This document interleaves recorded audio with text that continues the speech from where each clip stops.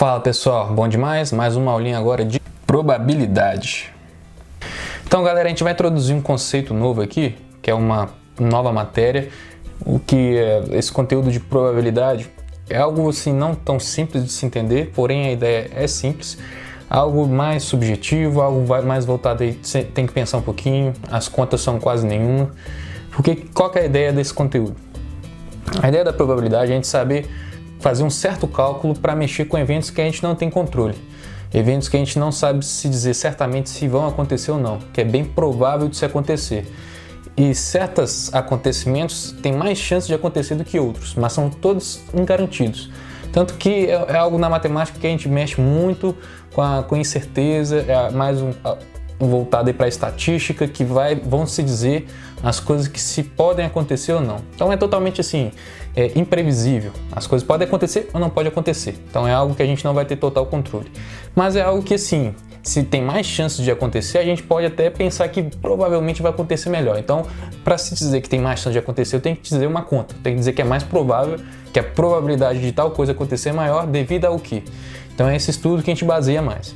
Como é uma parte da matemática que não é tão assim visível, não é tão assim numérica, a gente vai mexer mais com a interpretação. Os exercícios vão te puxar mais para você pensar naquela situação, pensar naquilo em que está se propondo, descobrir os casos em que isso vai acontecer ou não, e se pensar, isso aqui é provável acontecer porque eu tenho isso aqui repetindo muito. Aí você fazer uma certa conta para se dizer se você chega naquele resultado e qual que é a probabilidade de acontecer, que não quer dizer que vai acontecer. Então é sempre voltado para essa ideia, a ideia da probabilidade, que a matemática vai querer se atrever e que nem sempre vai acertar. Então a gente está num campo aí muito incerto, mas é o norte para a gente, que a gente sempre precisa se nortear, a gente quer se aproveitar da situação para se dizer, olha, tenho argumentos para se dizer que isso vai acontecer, tá? Então o pano de fundo é esse. O primeiro conceito que a gente vai ver de probabilidade, a gente tem que pensar em certos experimentos que são experimentos aleatórios, que acontecem, que podem acontecer e que a gente realmente não tem um controle sobre eles. São o que a gente chama de o acaso. Então, por exemplo, se você tem uma moedinha aqui, quais são as coisas que podem acontecer? Claro que diversas situações podem acontecer, pode cair no chão para rolar, não. O que a gente vai analisar assim? Se eu pegasse a moedinha, tacasse e visse aqui, qual vai ser o resultado que pode acontecer? Pode dar cara ou pode dar coroa? E você vai, olha, deu coroa aqui, deu cara. Então isso é um experimento aleatório. Eu dei tantos giros aqui, até teve minha força, mas eu não sei o quanto que eu vou interferir. É o acaso. Qual acaso saiu cara ou acaso saiu coroa? Outro experimento, por exemplo, aleatório, que a gente fala, que depende do acaso. Provável que se cuidado, se eu jogar cair vai bater. Não. Eu estou mexendo apenas com as coisas simples nos cálculos. Se eu tacar o dado aqui e jogar, qual vai ser o número que vai aparecer para mim diante da minha face aqui, né? O número que vai aparecer.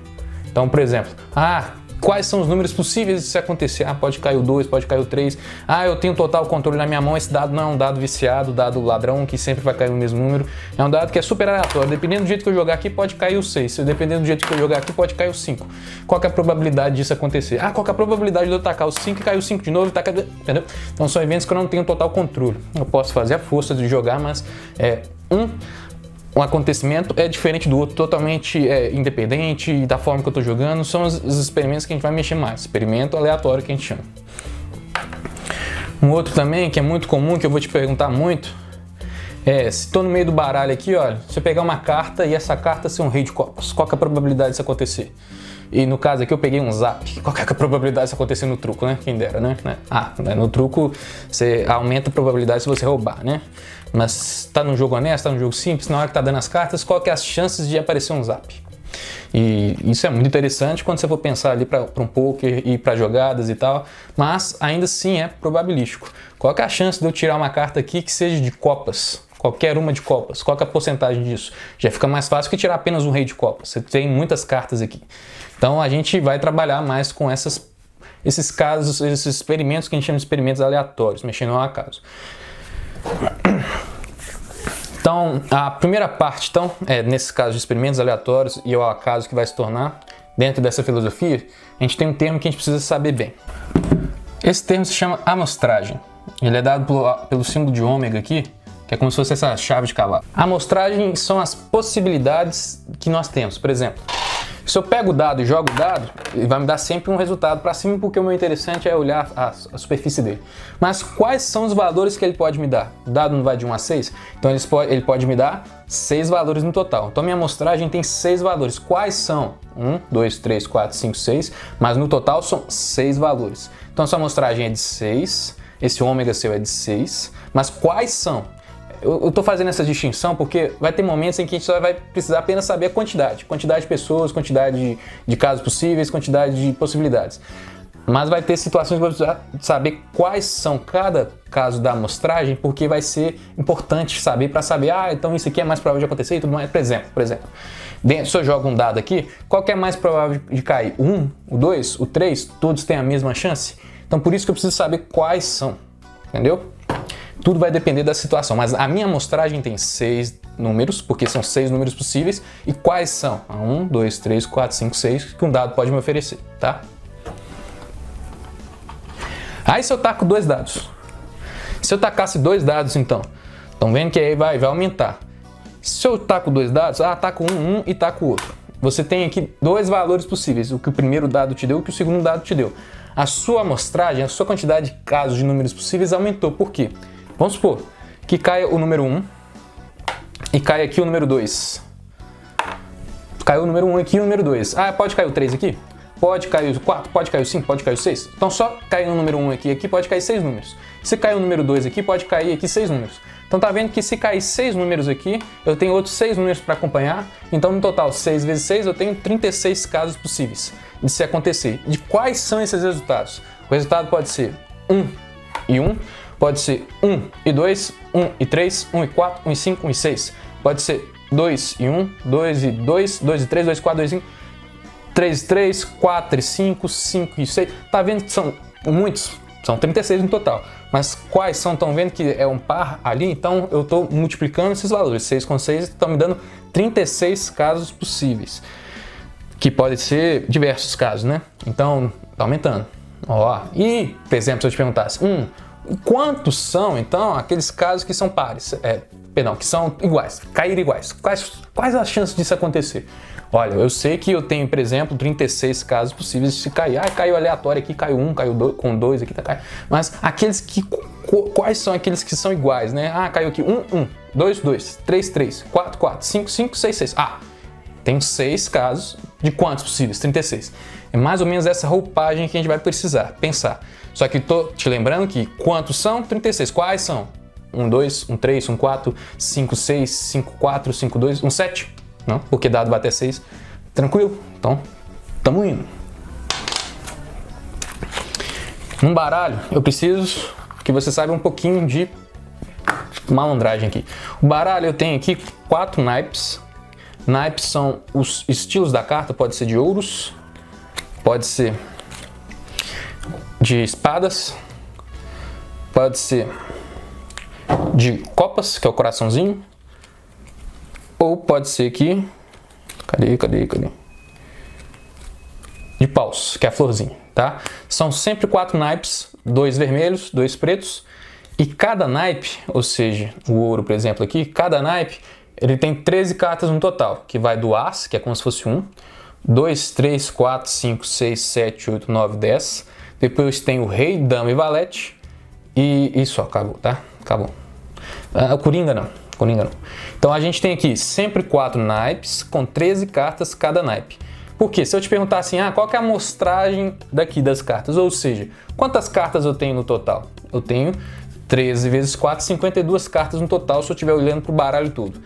Então dessa amostragem aí, e quais são as cartas que são de ouros? Olha, eu tenho aqui 13 cartas de ouro, de quantas? De 52 cartas no total. Qual que é a minha amostragem então? 52. Mas e se eu reduzir?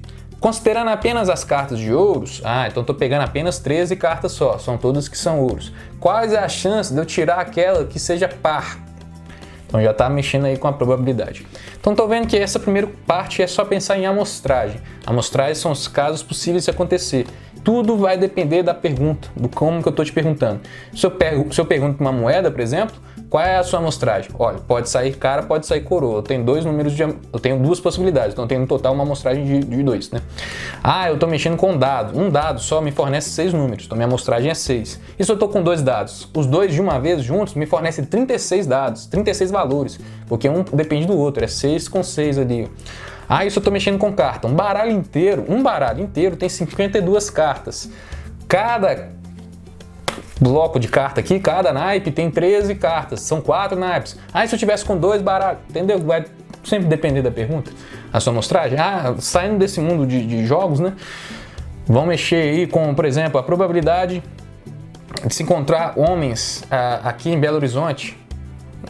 Homens e mulheres quase é sempre 50%, né, a coisa, mas a amostragem, você tem metade de homens, metade de mulheres normalmente, um pouquinho mais mulheres do que homens, porque mulheres vivem mais, a gente sabe o óbvio, que é o óbvio, e que homem não presta. Então a amostragem é isso, a ideia inicial é só isso, em pensar com isso, e a gente tem exercícios pensando nisso. Eu preciso só que você se atente a algum detalhe. A amostragem a gente pode trabalhar com o conjunto. E se trabalha o conjunto, a gente pode trabalhar certas propriedades de conjunto, que é a união e interseção. Como a gente pode trabalhar também usando as propriedades de conjunto, a gente precisa observar aqui quando a gente usa as ferramentas de união, interseção e tudo mais entre duas perguntas. Porque, olha assim, vamos supor que eu estou mexendo aqui com o meu dado. O meu dado aqui tem 6 valores possíveis, uma amostragem é de 6 resultados que ele pode me dar quando eu jogo ele. E se eu fazesse uma pergunta assim, olha, fala para mim, quantos casos possíveis, quantas possibilidades, ou aliás, quantas vezes, né? Fala pra mim quanto que vai cair ali acima de 4. Quantos resultados acima de 4? Então se eu jogo o dado aqui, quantos resultados acima de 4? Pode ser o 5 e o 6, né? Você tem 2 resultados. Quais são? 5 e 6. Quantos são? 2. Tá, beleza.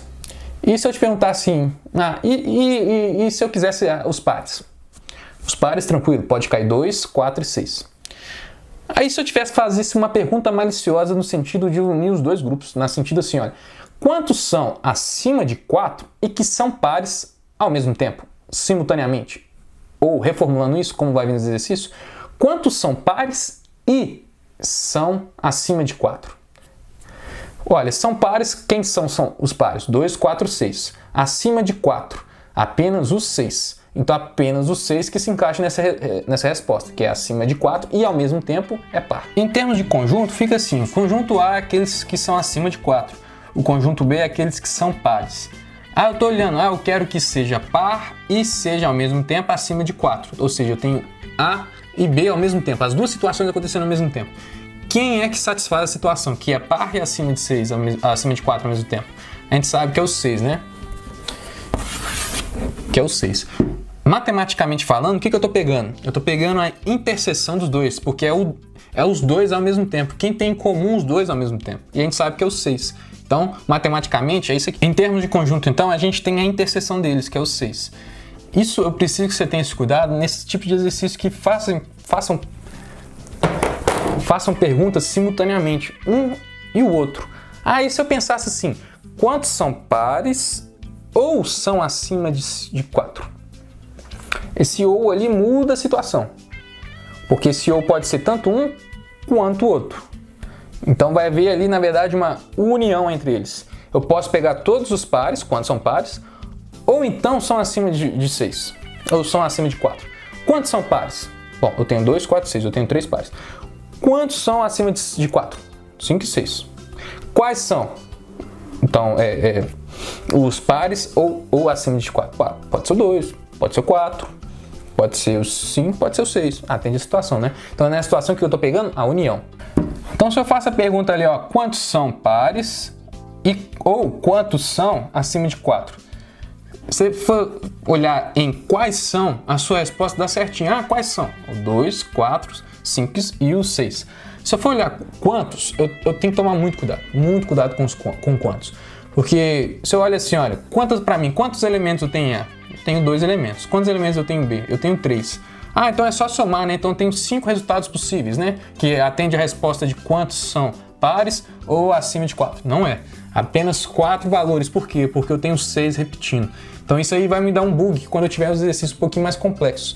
Então nessa parte inicial a gente está mexendo apenas com a amostragem e também com aqueles casos em que eu estou construindo conforme a sua pergunta.